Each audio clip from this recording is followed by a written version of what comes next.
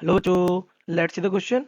Magnitude of magnetic moments of two magnets are equal, that is capital M, and are placed at an angle of 60 degree as shown in figure.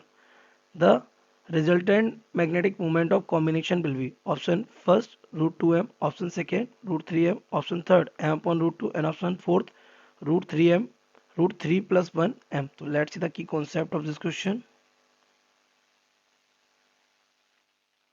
The key concept of this question is beta vector addition. You should know about vector addition.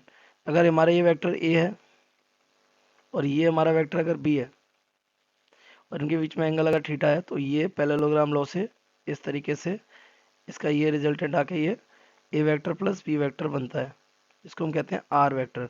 So magnitude of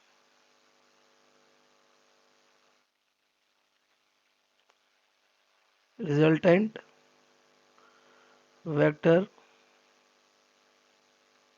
is given by, आपको पता है ये क्या हो जाएगा, R square is equals to A square plus B square plus 2ab cos theta होता है ये सिंपली।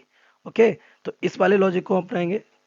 हमारा यहाँ पे जो मैग्नेटिक मूवमेंट है, magnetic movement is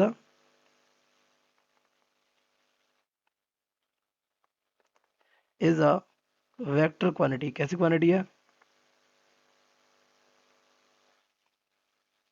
whose direction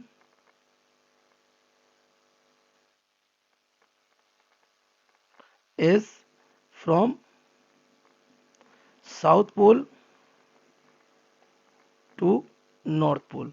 इसकी डायरेक्शन किधर से किधर होती है? South pole to north pole होती है। तो आपको यहाँ पर जो मैग्नेट रखे हुए हैं वो ऐसे रखे हैं। ये एक आपको रखा है मैग्नेट, ये कौन सा साउथ पोल है, कौन सा है नॉर्थ पोल है। और एक मैग्नेट आपका ऐसे रख दिया ऐसे, ये साउथ है, ये कौन सा है नॉर्थ है। इनके बीच में एंगल कितना है? 60 डिग्री। तो इसको हम इक्विवेलेंट मान सकते हैं। एक वेक्टर हमारा ये है और एक वेक्टर हमारा ये है। ये वेक्टर हमारा, इस वेक्टर का मैग्नीट्यूड भी एम है और इस वेक्टर का मैग्नीट्यूड भी क्या है? एम। और ये एंगल कितना बन रहा है? 60 डिग्री। तो इसको हम पैरेललोग्राम लॉ से क्या कर सकते हैं? ऐड कर सकते हैं। This will be the resultant vector. तो ये जो रिजल्टेंट होगा तो नेट और रिजल्टेंट मैग्नेटिक मोमेंट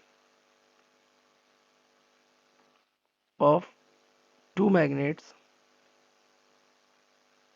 हो जाएगा क्या, ये मान लिया रिजल्टेंट मान लिया एम डैश है, M dash square is equals to M square plus 2 M cos कितना? 60 degree as per the question. तो ये हो जाएगा एम स्क्वायर कितना हो जाएगा? 2m स्क्वायर प्लस ये हो जाएगा 2m स्क्वायर और कॉस 60 हो जाएगा 1/2। 2 से 2 कैंसिल। तो एम डैश स्क्वायर क्या आ जाएगा हमारा? 3m square. यहाँ से एम डैश हमारा आ जाएगा अंडर रूट के अंदर 3m। यही आपसे पूछा था क्या? Resultant magnetic moment. और ये हमारा क्या है? Resultant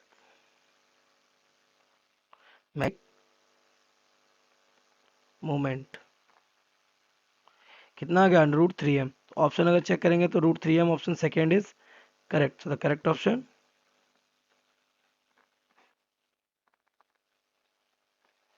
second. I hope you have understood it well. Best of luck.